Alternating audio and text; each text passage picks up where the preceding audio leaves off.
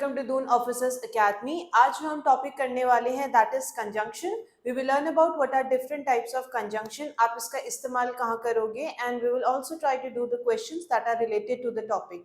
But before starting, I would like to remind you that we are starting our offline batches from every Monday. Her Monday एक fresh batch हम start करने वाले हैं जिसमें आपके defence examination जैसे कि RAMC, RMS, सैनिक स्कूल, FCAT, CDS, NDA, इन सब के लिए हम आपको प्रिपेयर करवाएंगे. क्योंकि सीट्स लिमिटेड है इसीलिए enrol yourself as soon as possible. Registration के नंबर जो है वो स्क्रीन पर दिए गए हैं. For further details you can refer to the description box. तो आज शुरू करते हैं हम topic that is conjunction. Conjunction एक ऐसी चीज है जो आपने बहुत बार यूज की होगी. यू माइट नॉट नो कि ये स्पेसिफिक वर्ड जो है वो कंजंक्शन है, बट आप इसका इस्तेमाल हमेशा करते हो. कंजंक्शन बेसिकली क्या करता है, ये इट जॉइंस. क्या ज्वाइन करता है? इधर इट जॉइंस टू वर्ड्स, या तो वो दो शब्दों को ज्वाइन करेगा, और else it will join two phrases और क्लॉजेस या फिर सेंटेंस. तो आपके कंजंक्शन क्या होते हैं? ऐसे कोई भी वर्ड जो या दो वर्ड्स को ज्वाइन कर रहा है, या फिर दो फ्रेज या दो क्लॉज या फिर दो सेंटेंस को ज्वाइन करेगा, तो उनको हम क्या बोलते हैं? कंजंक्शंस. इसके बाद हम पढ़ेंगे कौन कौन से अलग अलग टाइप के आपके कंजंक्शन होते हैं. तो अभी आपको सिर्फ ये याद रखना है कंजंक्शन क्या होते हैं. ऐसे वर्ड जो आपके दो शब्दों को जोड़ रहे हैं, दो फ्रेज को जोड़ रहे हैं, दो क्लॉज को जोड़ रहे हैं, या फिर दो सेंटेंसेस को जो जोड़ते हैं, ऐसे शब्दों को हम क्या बोलते हैं? We call them as conjunction. इतना क्लियर है? अब एक छोटा सा ब्रीफ दे देती है about the phrase and a clause. Phrase और क्लॉज जो होते हैं basically these two are a set of words. Phrase और क्लॉज क्या होते हैं? ये आपके सेट ऑफ वर्ड्स होते हैं जिनका पूरा कंप्लीट सेंटेंस तो नहीं बन रहा है, लेकिन वो उन जो आपके सेंटेंस एक साथ जो आपके फ्रेज या क्लॉज में आ रहे हैं उनका कुछ सेंस बनेगा, लेकिन they do not form a complete sentence. क्या बोला जा रहा है? Phrases or clauses, they are the set of word which make some sense but they are not complete sentence. पूरा सेंटेंस नहीं होते हैं वो, लेकिन जो सेट ऑफ वर्ड्स हैं उनका आपको कुछ सेंस या फिर कुछ मीनिंग निकल के जरूर आएगा. एक और चीज याद रखिएगा, फ्रेज में बेसिकली आपके सब्जेक्ट और वर्ब नहीं यूज किए जाते हैं, जबकि आपके क्लॉज में क्या होता है? फ्रेज और सब्जेक्ट और वर्ब आपका होता है. फ्रेज में नहीं होता है, क्लॉज में आपका सब्जेक्ट और वर्ब होगा. इतना क्लियर है? अब पढ़ते हैं कौन कौन से अलग अलग टाइप के आपके कंजंक्शन होते हैं. तो कंजंक्शन को डिवाइड हम 3 क्लास में करते हैं. सबसे पहला जो है, there are 3 types of conjunction. ठीक है, पहला आपका कोऑर्डिनेटिंग कंजंक्शंस.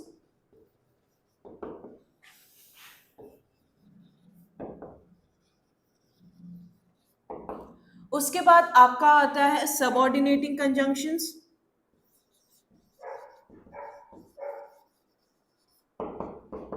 लास्ट जो आपका आता है that is your correlative conjunctions.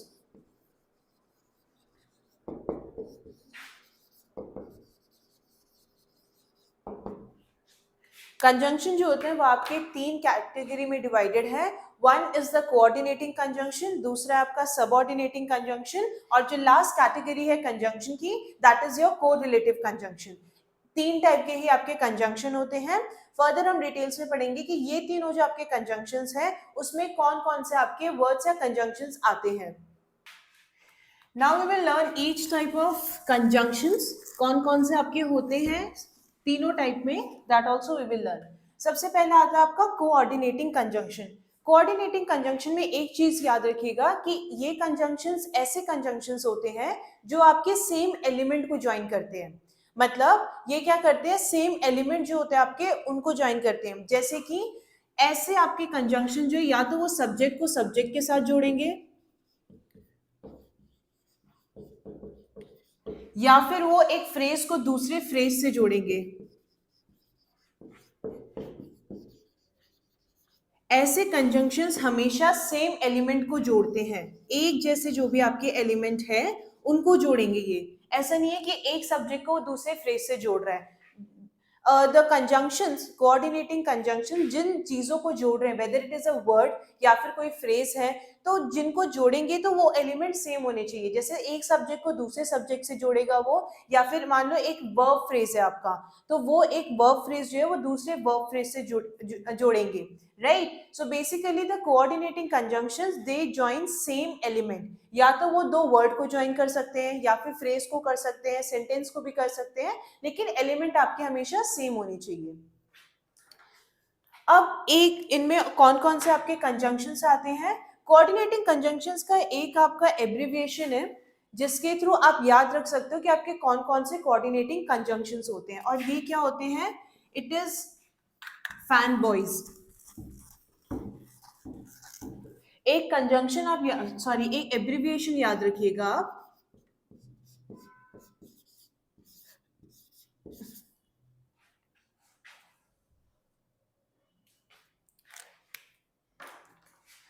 अब कोऑर्डिनेटिंग कंजंक्शन को याद करने के लिए there is a abbreviation fan boys.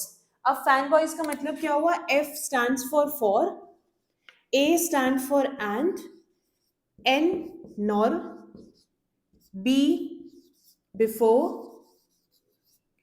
O or, yet and so। अगर आप ये एब्रिविएशन याद रखेंगे तो आपके जो कोऑर्डिनेटिंग कंजंक्शंस है, there are in total 7 type of coordinating conjunctions. तो ये सारे आपके कंजंक्शंस क्या है? Sorry but these are your coordinating conjunctions.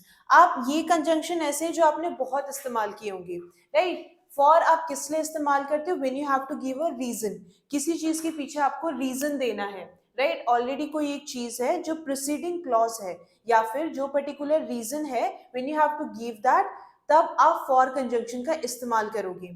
And की बात करें, एंड जो बेसिकली क्या करता है, बेसिकली कनेक्ट्स टू सेंटेंसेस, है ना। आपको इन एडिशन टू कोई चीज बतानी है और जिसको आप हिंदी में बोलते हो, तो एंड का वही एक काम होता है। नॉर, नॉर बेसिकली कॉन्ट्राडिक्शन दिखाता है, राइट। जो आपके नॉट वाले जो आपके जो भी सेंटेंस होते हैं ना, या जिनका मतलब क्या निकल के आ रहा है, not, there you use the conjunction nor, right. Usually अभी फर्दर जब हम कोरिलेटिव कंजंक्शन पढ़ेंगे तो उसमें आप देखोगे जो पेयर में यूज होता है नीदर नॉर, उसमें आपका नॉर का इस्तेमाल ज्यादा होता है rather than nor being used as an individual level, ठीक है। सिर्फ नॉर का इस्तेमाल बहुत कम होता है, नीदर नॉर आप बहुत जगह पे देखोगे। बट अगेन आपका क्या दिखाता है? कॉन्ट्राडिक्शन, ठीक है। I went to her house but she was not there. तो बट का इस्तेमाल कहाँ पे यूज कर रही हूं मैं? Basically I use but to show contradiction, जहां पे आपको ऐसी कोई चीज है जहां पे एक चीज हुई लेकिन दूसरी चीज उसको कॉन्ट्राडिक्ट कर रही है, वहां पे हम बट कंजंक्शन का इस्तेमाल करते हैं। और जब आपके ऑप्शंस हैं, ठीक है, जब आपके दो चीजों के बीच में ऑप्शन है, there you will use the conjunction और। येट, येट आपके बहुत अलग अलग तरीकों से यूज किया जाता है, या तो आप रीजन के लिए भी यूज करते हो, कई बार आप ये करते हो इवेंचुअली, जैसे कि she did not study yet she passed, है ना। तो आप यहाँ पे आप येट का इस्तेमाल कर रहे हो, सो अगेन आपके रीजन के लिए इस्तेमाल होता है। तो These are the 7 coordinating conjunctions। ये आपके साथ यही सारे होते हैं आपके, There are the 7 coordinating conjunctions, ठीक है। इसके अलावा आपके coordinating conjunctions और नहीं होते हैं। एक चीज और याद रखिएगा, when we are talking about coordinating conjunctions, ये हमेशा सेम एलिमेंट को ज्वाइन करेंगे, ठीक है। एक जैसे एलिमेंट को ये ज्वाइन करेंगे। ऐसे नहीं होगा कि एक आपका कोई क्लॉज है और दूसरे फ्रेज है, उन दोनों को वो कनेक्ट नहीं करेंगे। ये आपके जो 7 कोऑर्डिनेटिंग कंजंक्शंस है, ये हमेशा सेम एलिमेंट, एक जैसी चीजों को ज्वाइन करेंगे। तो this was all about your coordinating conjunctions. इसके बाद आपका सबऑर्डिनेटिंग कंजंक्शंस है, बट बिफोर दैट जो आपका नेक्स्ट टाइप है, that is your correlative conjunctions, वो कवर कर लेते हैं हम।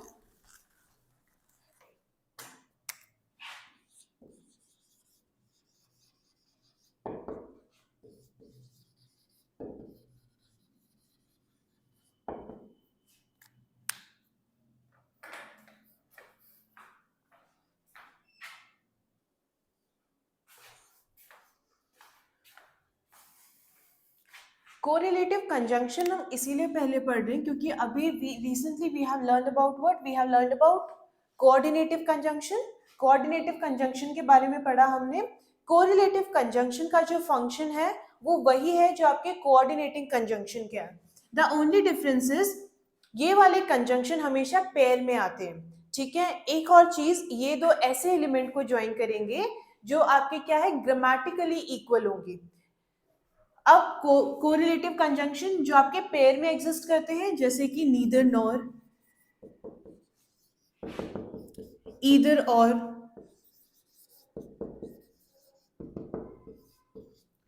ठीक है, या फिर आपका no sooner than, right, but, and. जो आपका कोरिलेटिव कंजंक्शन है वो क्या होंगे, they always occur in pair, हमेशा वो क्या होते हैं, पेयर में एग्जिस्ट करते हैं। तो ऐसे कोई भी कंजंक्शन जो आप देख रहे हो पेयर में एग्जिस्ट कर रहे हैं, उनको हम क्या बोलते हैं, कोरिलेटिव कंजंक्शन। इसका फंक्शन वही है जो आपके कोऑर्डिनेटिव कंजंक्शन का था, ठीक है। तो बस फर्क इसमें इतना है, ये हमेशा पेयर में एग्जिस्ट करेंगे। अब ईदर और आप कब यूज करते हो, ईदर और या नीदर नॉर में एक बेसिक डिफरेंस ये है, ईदर और पॉजिटिव सेंटेंस के लिए यूज किया जाता है, ठीक है। जब आपके ऑप्शंस है या तो ये या तो वो, लेकिन जब पॉजिटिव सेंटेंस है, नीदर नॉर का मतलब है दोनों में से कोई भी नहीं, ना कि ये ना ही वो, राइट। नो सूनर देन या फिर बट एंड, ये सब आपके कौन से होते हैं, दीज आर कोरिलेटिव कंजंक्शन। अब जो आपका लास्ट टाइप का क्लासिफिकेशन है कंजंक्शन का, that is your subordinative conjunction. सबऑर्डिनेटिव जो आपके कंजंक्शन होते हैं, ये आपके क्या करते हैं, सबऑर्डिनेट कंजंक्शन जो होते हैं आपके, ये आपका सबऑर्डिनेट क्लॉज को जोड़ते हैं मेन क्लॉज से। और अभी हमने पढ़ा फ्रेज और क्लॉज में इतना फर्क है, both are word, they are the set of words which make some sense. Clause में आपका सब्जेक्ट और वर्ब आ जाता है, फ्रेजेस में आपका ना ही सब्जेक्ट होता है ना ही वर्ब होता है। तो सबऑर्डिनेट कंजंक्शन आपके क्या करते हैं, सबऑर्डिनेट क्लॉज को मेन क्लॉज से जोड़ते हैं, ठीक है। ऐसे कोई भी आपके क्या होंगे, सबऑर्डिनेट सेंटेंस होंगे, राइट, या सबऑर्डिनेट क्लॉज होंगे, उसको वो किससे जोड़ेंगे, मेन क्लॉज से। जैसे कि I did not go to the party because I fell ill, because I felt ill लिख देते हैं, ठीक है। So here the example is I did not go to the party because I felt ill, ठीक है। I did not go to the party, अगर मैं सिर्फ इतना सेंटेंस बोल रही हूँ, I did not go to the party, तो if you will look at this sentence, it contains a verb as well as it contains what, it contains a subject। और हम क्या बोल रहे हैं, clause are basically set of sentences which make some sense and they do contains a subject and a verb। subject भी है इसमें, verb भी है। तो if I'll say I did not go to the party, ये आपका क्या है, this is your main clause.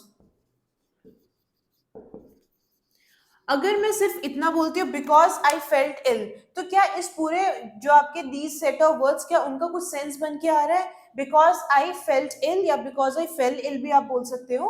तो अगर मैं सिर्फ ये सेंटेंस बोल रही हूँ, उसको कुछ चाहिए अपना मीनिंग या सेंटेंस कंप्लीट करने के लिए, और क्या चाहिए उसको अपना, it requires a main clause, है ना, मेन क्लॉज की उसको जरूरत है। तो जो आपके सबऑर्डिनेटिंग क्लॉज और क्या आपका जो मेन क्लॉज है, इनको जो जोड़ रहा है, जो कंजंक्शन आपका मेन क्लॉज और आपके सबऑर्डिनेटिंग क्लॉज को जोड़ रहा है, उसको हम क्या बोलते हैं, उनको हम बोलते हैं सबऑर्डिनेट कंजंक्शन। आप देखोगे स्पेशली आपके जहां पे रैंक्स या हायरार्की इन्वॉल्व है, someone who is junior to you, वो आपका क्या हुआ, सबऑर्डिनेट हुआ, है ना।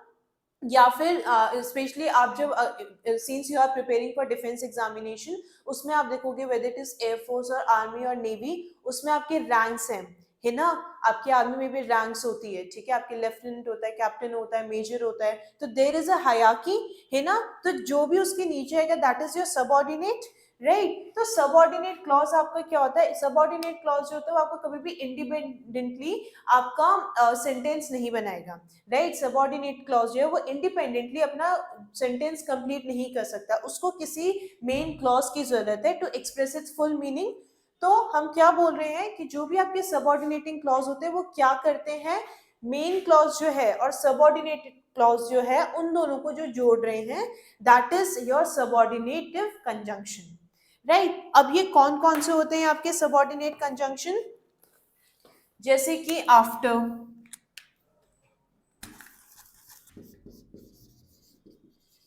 After, before, since, rather.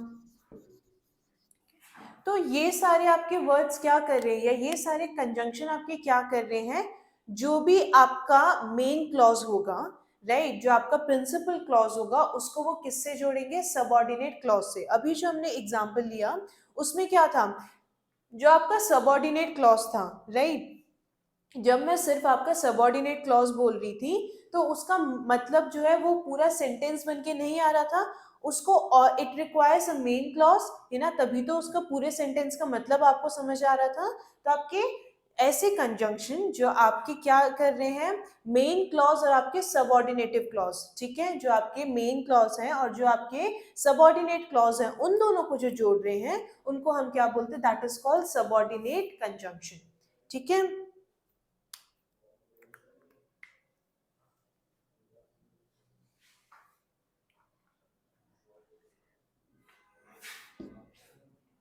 और जो आपके सबऑर्डिनेट क्लॉज होते हैं that is until, till, whenever, when, ठीक है। Once you know what are coordinative and correlative conjunction, उसके अलावा जो आपके कंजंक्शंस होते हैं they are basically subordinate conjunction, ठीक है। आपके कोरिलेटिव कंजंक्शन क्या है, दे एग्जिस्ट इन पेयर, जो भी आपके पेयर वाले कंजंक्शन होंगे वो आपके कोरिलेटिव कंजंक्शन है। कोऑर्डिनेट कंजंक्शन आपके कौन कौन से हैं, सात जो आपको बताए थे, and you can learn it by the abbreviation fan boys. तो आपके जो सात हैं that is your coordinate conjunction, जो आपके पेयर में एग्जिस्ट कर रहे हैं that is your correlative conjunction. उसके अलावा जो भी आपके कंजंक्शन बच जाते हैं, जो आपके क्या कर रहे हैं, मेन क्लॉज और सबऑर्डिनेट क्लॉज को जोड़ रहे हैं, दोज आर सबऑर्डिनेट कंजंक्शन। तो कंजंक्शन टॉपिक जो है वो आपका काफी छोटा टॉपिक है, सो आई होप आपको तीन जो आपके क्लासिफिकेशन है कंजंक्शन की वो आपको क्लियर होगी। Now we will try to do certain questions, conjunction से रिलेटेड कुछ कुछ क्वेश्चन जो हैं वो हम ट्राई करेंगे, एंड आई होप जो भी क्वेश्चन आपको कराए जा रहे हैं वो आप एटलीस्ट एक बार ट्राई करेंगे सॉल्व करने का। Now we are going to do certain questions which is related to conjunction. Try to answer the question yourself, जो भी क्वेश्चन कराए जा रहे हैं एक बार आप आंसर कीजिए, उसके बाद जो भी आंसर बाद में डिस्कस कराए जा रहे हैं तब आप पता कर सकते हैं whether your answer was correct और वाज इट रॉन्ग, राइट। तो आपका पहला जो है that is I will try to be on time but don't worry dash I am late. Now the first question is I will try to be on time but don't worry dash I am late. कौन सा conjunction आना चाहिए यहाँ पे, I will try to be on time but don't worry dash I am late, if I am late, है ना। if क्या बताता आपका, अगर कोई चीज, अगर, है ना, हिंदी में आप क्या बोलोगे, अगर, ठीक है। I will try to be on time, ठीक है, मैं पूरी कोशिश करूंगा कि मैं टाइम पे आ जाऊं, लेकिन अगर मैं लेट होऊंगा बट डोंट वरी, ठीक है, अगर मुझे लेट हो जाती है तो चिंता करने की कोई बात नहीं है। Now let's move to question number 2। We are not very close friends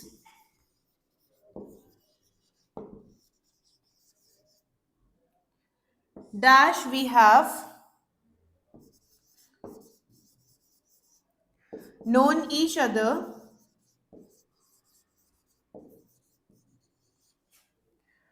a long time. We are not very close friends dash we have known each other a long time. ठीक है, हम दोनों जो है बहुत क्लोज फ्रेंड्स नहीं है, भले हम एक दूसरे को बहुत टाइम से जानते हैं. क्या आना चाहिए यहाँ पे?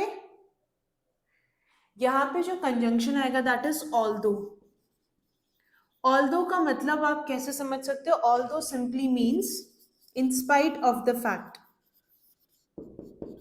इन स्पाइट ऑफ द फैक्ट.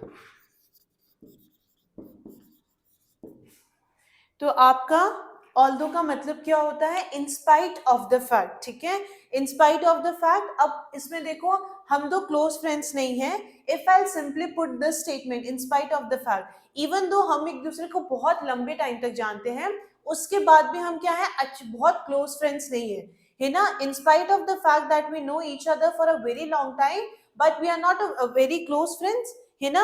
तो ऑल्दो का मतलब जो आपका कंजंक्शन है ऑल्दो, उसका मतलब क्या है? In spite of the fact. ठीक है, यहाँ पे एक फैक्ट कोट किया जा रहा है ना कि हम बहुत सालों से एक दूसरे को जानते हैं, लेकिन क्या है, हम दो क्लोज फ्रेंड्स नहीं है. एक फैक्ट आपको कोट किया गया, राइट. सो ऑल्दो का मतलब क्या होता है? In spite of the fact. ठीक है. Now come to question number 3. Do not give me a call dash it is something important. something important. अगर कोई चीज इंपॉर्टेंट है, नहीं मुझे कॉल मत करना. अगर कोई चीज इंपॉर्टेंट नहीं है तो मुझे कॉल मत करना, है ना. अगर कोई चीज इंपॉर्टेंट है तभी मुझे कॉल करना. अब देखो इसमें कौन सा कंजंक्शन आना चाहिए? Now there is a conjunction unless. Unless का मतलब होता है, क्या होता है आपका? Except if. ठीक है, एक्सेप्ट इफ. मुझे कॉल मत करना, राइट. यहाँ पे देखो दो चीजें बोली जा रही है और दोनों कॉन्ट्राडिक्ट कर रही है. ये मुझे कॉल मत करना, अगर एक एक्सेप्शन उसने दिया ना, यहाँ पे अनलेस हम कब यूज करोगे? जब आपने कोई एक स्टेटमेंट बोली है, उसके बाद आप कोई एक एक्सेप्शन दे रहे हैं कि इस टर्म कंडीशन पे आप ये पर्टिकुलर काम जो है कर सकते हो, लेकिन उसके पहले नहीं. तो मुझे कॉल मत करना अनलेस, राइट. अगर कोई आपकी क्या है ऐसी सिचुएशन हुई या कोई एक्सेप्शन वाली सिचुएशन हुई, तब मुझे कॉल कर सकते हो आप. यही तो बोला जा रहा है स्टेटमेंट में. तो कोई चीज अगर इंपॉर्टेंट नहीं है तो मुझे आप कॉल मत करना. यहाँ पे आप दोनों स्टेटमेंट देखोगे, right. One that is before the conjunction unless, उसके बाद जो आपका स्टेटमेंट है, दोनों एक दूसरे को क्या कर रही है? कॉन्ट्राडिक्ट कर रही है. ठीक है, मुझे कॉल मत करना, लेकिन कॉल आप कर सकते हो. कब कर सकते हो? अगर कोई चीज इंपॉर्टेंट होगी. कॉन्ट्राडिक्शन हो रहा है, एक एक्सेप्शन दिया जा रहा है. एक जगह आपको क्या बोला जा रहा है कि ये काम आपको नहीं करना है, लेकिन उसके बाद आपको एक एक्सेप्शन दिया जा रहा है कि आप तब कर सकते हो जब ये सिचुएशन एग्जिस्ट करेगी. तो अनलेस का बेसिकली मतलब क्या होता है? Except if. अब आते हैं हम क्वेश्चन नंबर 4 पे.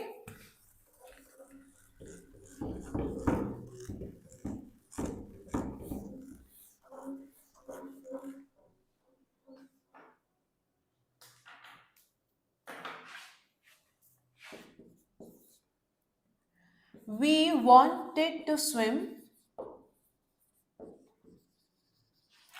dash but the sea was too cold. The sea was too cold. We wanted to swim dash the sea was too cold. यहाँ पे कौन सा कंजंक्शन आएगा आपका? We wanted to swim dash the sea was too cold, right. We wanted to swim. We wanted to swim, it is a clause. clause है ना. The sea was too cold, है ना, ये भी एक clause है. तो हम क्या बोल रहे हैं? ऐसे कंजंक्शन जो आपके सेम एलिमेंट को ज्वाइन करेंगे. यहाँ पे एक क्लॉज को दूसरे क्लॉज से ज्वाइन किया जा रहा है, तो आप कौन सा कंजंक्शन यूज करोगे? You will use the coordinate conjunction. अब कोऑर्डिनेटिंग जो अब हमने जब कोऑर्डिनेट कंजंक्शन पढ़ा था तो उसमें हमने क्या पढ़ा था, when we have to show contradiction, है ना, जब हम क्या कर रहे हैं, हमें कोई चीज करनी थी लेकिन हम नहीं कर पा रहे हैं, तो वहां पे we will use the conjunction but, right. तो यहाँ पे हम कौन सा कंजंक्शन यूज करेंगे, we will use the conjunction but here. अब नेक्स्ट क्वेश्चन पे आते हैं। I understand your problem.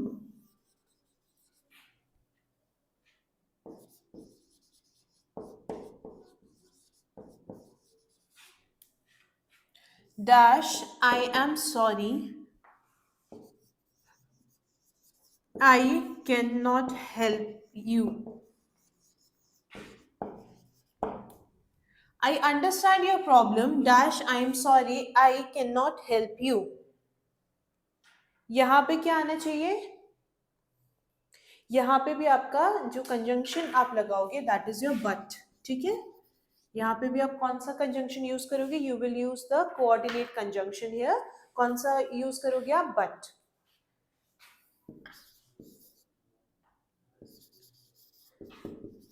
Listen to the story. Answer the question.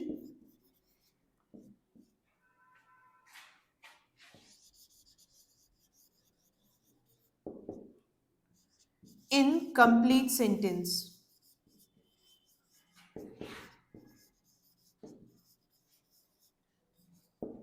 Listen to the story, dash, answer the questions in complete sentences. Listen to the story, dash, answer the questions in complete sentence. कौन सा conjunction आएगा यहाँ पे,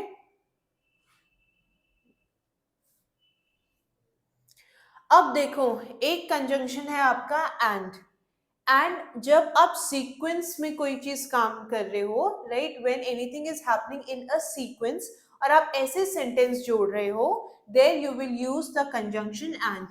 अब यहाँ पे sequence follow हो रहा है ना, पहले स्टोरी सुनो, उसके बाद जो भी आपके क्वेश्चन दे रखे हैं उसको आंसर करो, ठीक है, जो भी आपके क्वेश्चंस दे रखे हैं उसको आंसर करो, है ना, सीक्वेंस फॉलो हो रहा है यहाँ पे। तो एंड आप कब यूज करते हो, जब देर इज अ सीक्वेंस, ठीक है, सेंटेंसेस का एक सीक्वेंस फॉलो हो रहा है और आपको ऐसे सेंटेंस को जोड़ना है तो आप एंड का इस्तेमाल करोगे। Now the next question is,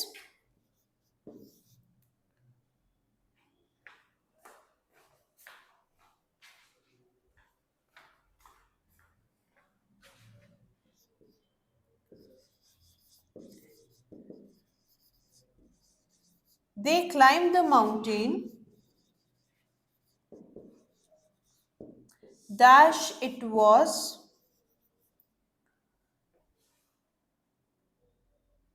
windy। अब ये वाला हम ऑलरेडी कर चुके हैं, ऐसा एक क्वेश्चन हम ऑलरेडी कर चुके हैं, तो आई होप ये वाला आप आंसर करोगे। दे climb the mountain, dash, it was windy, है ना, एक फैक्ट कोट किया है ना यहाँ पे, बहुत तेज हवा चल रही थी लेकिन उसके बाद भी उन्होंने क्या किया, माउंटेन चढ़ा। इन spite of the fact that it was windy they climb the mountain. अब कौन सा आपका कंजंक्शन लगना चाहिए यहाँ पे, ऑल्दो, है ना, अभी तो हमने ऑल्दो के बारे में पढ़ा। नेक्स्ट क्वेश्चन है आपका, dash, Arun was watching the TV,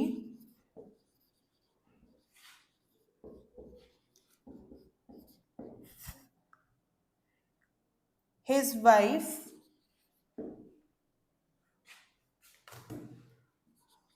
was reading a book। Question आपका, dash Arun was watching the TV, his wife was reading a book.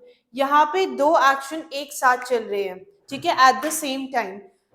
तो जब कोई दो चीजें एक साथ चल रही है, वाइल का सिंपल मतलब होता है at the same time,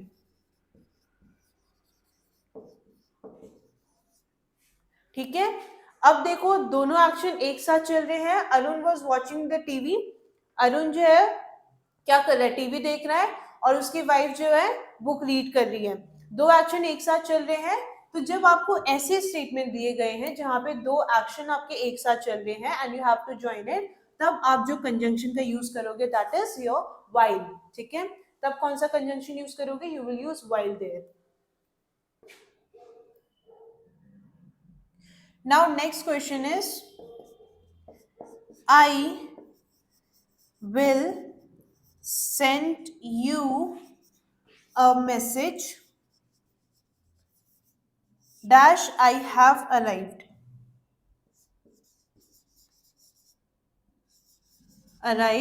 in Toronto. I will send you a message dash I have arrived in Toronto. कौन सा कंजंक्शन आप यूज करोगे, you will use the conjunction after, है ना। इसके बाद राइट, आफ्टर का मतलब क्या हुआ, बाद में। ठीक है, तो मैं तुम्हें मैसेज करूंगा जब मैं क्या टोरंटो में पहुंच जाऊंगा, राइट। तो यहाँ पे क्या हो रहा है, एक एक्शन के बाद दूसरा एक्शन होगा। ठीक है, जब एक एक्शन कंप्लीट हो जाएगा उसके बाद आप क्या करोगे, दूसरा एक्शन शुरू करोगे, तो there you will use the conjunction after. Clear है इतना। एक लास्ट क्वेश्चन कर लेते हैं।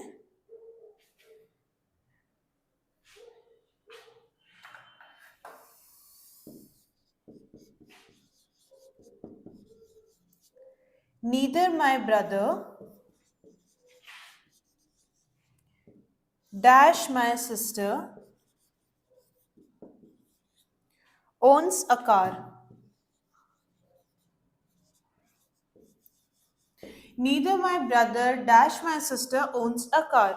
आपने को रिलेटिव कंजंक्शन के बारे में पढ़ा है ना, neither my brother nor my sister.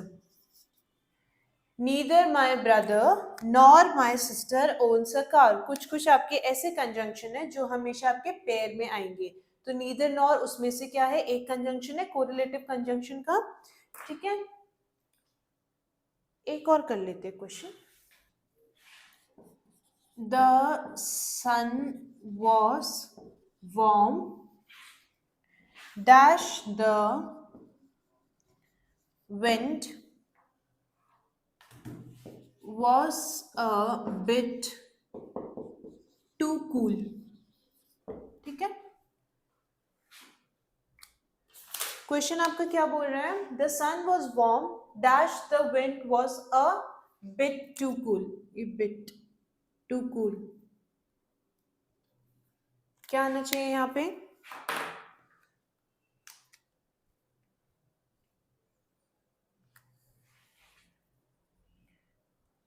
यहाँ पे जो आपका कंजंक्शन आएगा दैट इज येट।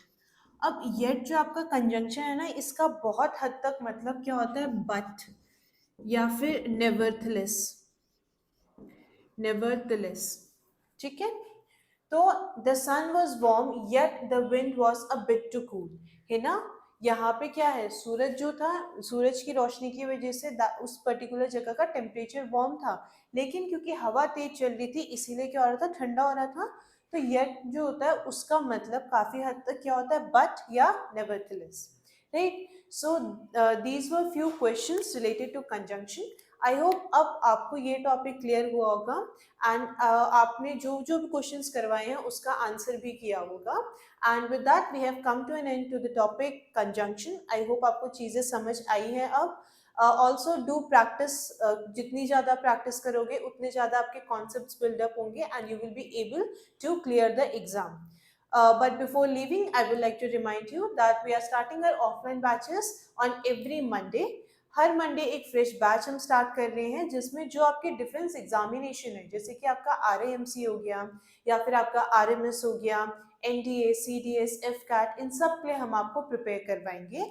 क्योंकि सीट्स लिमिटेड है इसीलिए enrol yourself as soon as possible, और इनरोलमेंट के लिए जो नंबर है that is given on the screen. Further details के लिए you can also refer to the description box. So thank you everyone and have a good day.